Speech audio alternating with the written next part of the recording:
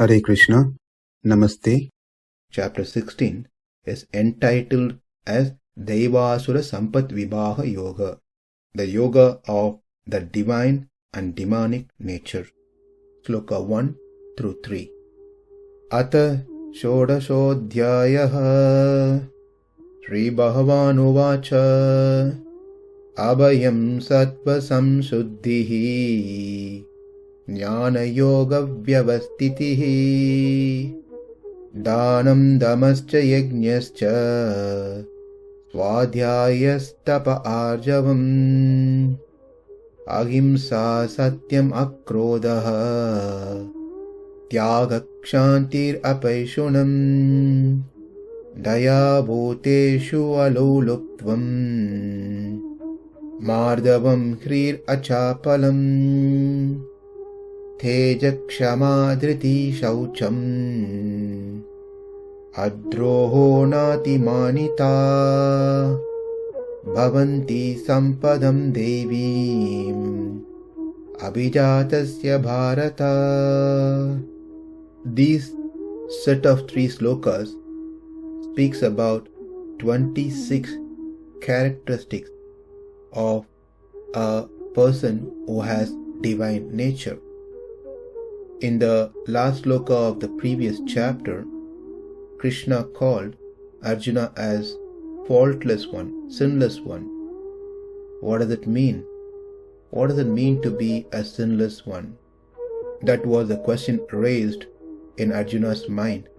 So Krishna addresses that in this chapter, especially in these 3 slokas.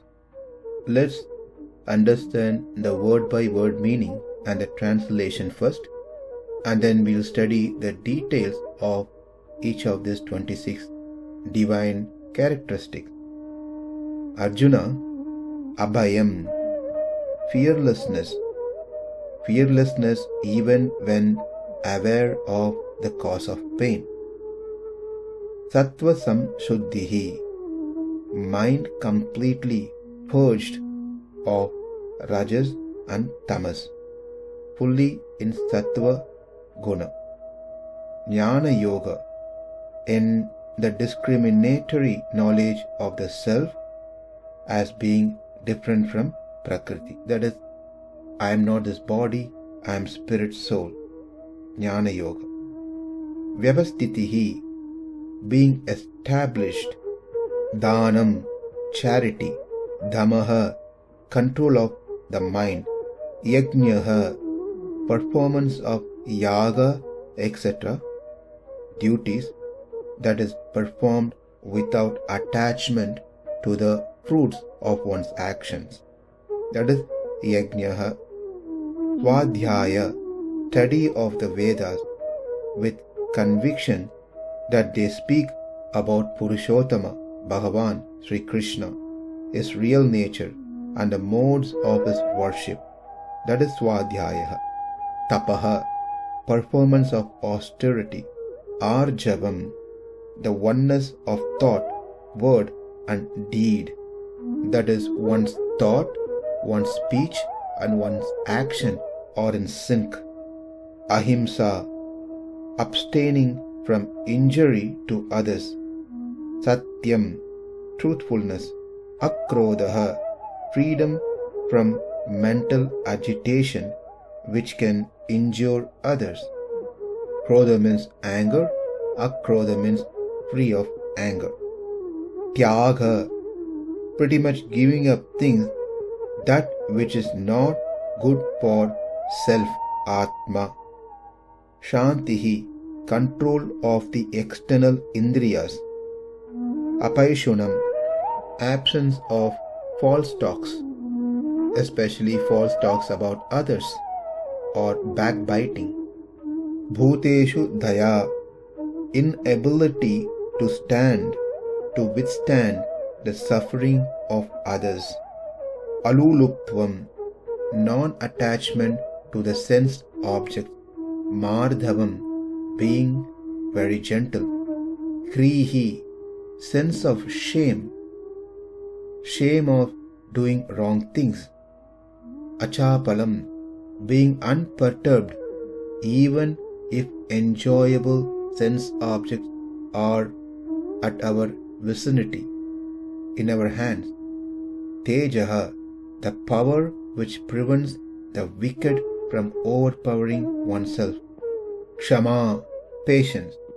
dhṛtiḥ, firmness in doing what to be done, even in dangerous situations. śaucam, making the internal and external organs fit for the performance of work. adroho, non-interference in the actions of others according to their wish. Freedom from envy or hate. nāti-mānitā, absence of excessive, unjustified pride. These qualities, daivim sampadam, divine destiny, abhijatasya, born to have, bhavanti, will accrue, will result. Translation: The Supreme Personality of Godhead said, fearlessness, purification of one's existence, cultivation of spiritual knowledge, charity, self-control, performance of sacrifice, study of the Vedas, austerity, simplicity, non-violence, truthfulness, freedom from anger, renunciation, tranquility, aversion to fault-finding, compassion for all living entities, freedom from covetousness, gentleness, modesty, steady determination, vigor, forgiveness, fortitude, cleanliness, and freedom from envy and from the passion for honor. These transcendental qualities, O descendant of Bharata, belong to godly men endowed with divine nature. Now let's learn each of these 26 characteristics. The first one is abhayaṁ, fearlessness. It is said, ishta-nishta viyoga samyoga rupasya dukkasya hetu darshanajam dukkam bhayam tan nivrittir abhayaṁ.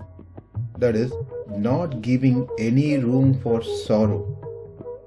When causes arise which may destroy what is dear to us, or which may dump some undesirable thing upon us, that brings sorrow.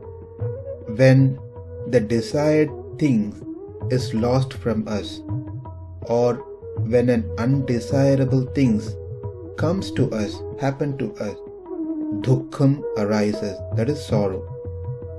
Awareness of the cause that can lead us to such situation, creating disturbance to the mind, is fear, bhayaṁ. Staying free from such agitation is abhayaṁ, fearlessness. Fear is a product of tamas, tamoguna.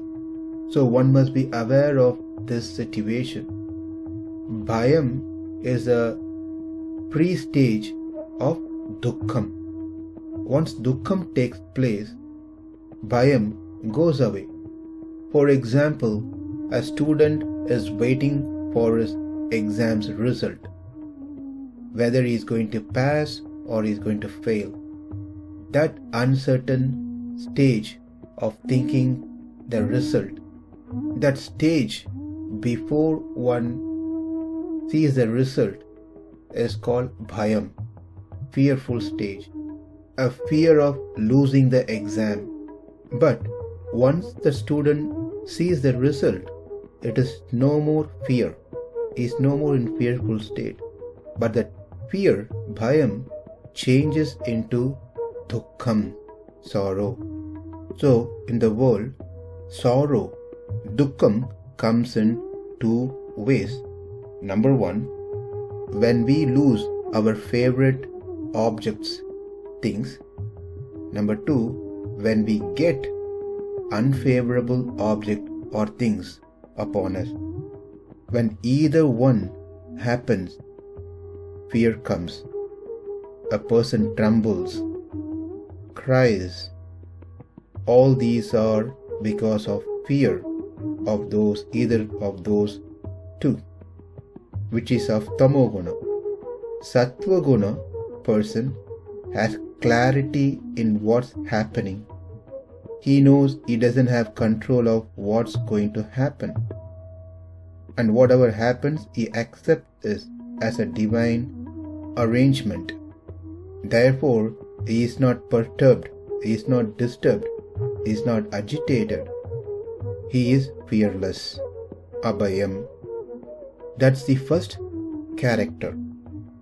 The second is sattva-saṁśuddhir, purity of mind. Sattva-saṁśuddhir, sattvasya karnasya rajastamobhyam asamspristatvam. Here, sattva refers to the seat of the sattva guna, the mind. Purity of mind means keeping it untainted with impurities such as desire, anger, envy, being tricky, having duplicity, etc. These blemishes are caused by rajas and tamas. Hence, keeping the mind untouched by these two gunas is sattva-saṁśuddhir, purity of mind. This is possible by strictly following the rules and regulations that's been prescribed in the scriptures. The third is jñāna-yoga-vyavasthitiḥ. It is said, jñāna-yoga-vyavasthitiḥ prakriti viyuktātma swarupa viveka nishtha. That is, perseverance in the pursuit of knowledge of the true nature of the self, which is different from the body. This jnana, that I am not this body, I am different from the body, I am greater than the body. That clear understanding is what mentioned here. Jñāna-yoga-vyavasthitiḥ does not mean jnana yoga. If one says that jnana yoga is what mentioned here, then it implies that jnana yoga is recommended for divine kind of beings and they do not need karma yoga or bhakti yoga. If they are not needed by the divine kind of beings, then it needed by the asuric being, which cannot be the case. Therefore, here jnana yoga refers to discriminatory knowledge regarding the self required for all the yogis. For one to be called as yogi, whether he is a karma yogi or jnana yogi or bhakti yogi, this fundamental knowledge must be there, that I am different from this body. The body and Atma are not one and the same. Atma is Chetana, sentient being, whereas body is Achetana, not sentient being. The Atma is Pratyak, it can cognize itself, whereas body is Parak, it cannot cognize by itself. Atma is Ajada, it doesn't require another tool to cognize, whereas body is Jada, it requires another tool to cognize. Therefore, yoga means. Jnana yoga, knowledge as the means. We can take it that jnana yoga means the meditation on the knowledge of the self that's gathered from the Shastras. As we said earlier, this knowledge is must for anyone and everyone who are practicing spirituality. Why? Because that determines whether they are focusing on the body or they are focusing on the Atma. If they focus on the body, that means their future birth in this Prakriti, in the samsara tree, is guaranteed, assured. If they focus on the Atma, then their future birth in this world, this material world, is not guaranteed at all, which means the spiritual world is guaranteed for them. So, in this session, we have covered 3 out of 26. Number 1, abhayaṁ, that is fearlessness. Number 2, sattva-saṁśuddhir, purity of mind. And number 3, jñāna-yoga-vyavasthitiḥ, being established in the knowledge of self and prakriti, the body. We will continue the rest in the next session. Namaste. Hare Krishna.